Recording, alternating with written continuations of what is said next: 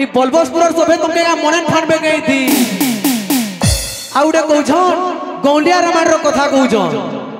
अरे के नरमा कर केनु आइलु का कहमी तते के नरमा कर केनु आइलु का कहमी तते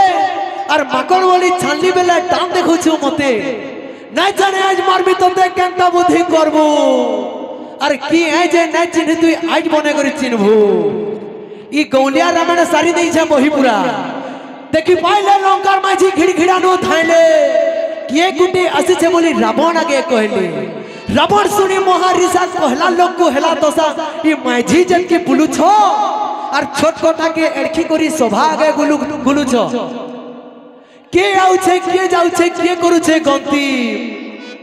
और 20टा हाथे 10टा धनु देखले पड़बो चमकी ई सब कथा सरी छे दादा गौलिया रामायण कथा ने सिखो।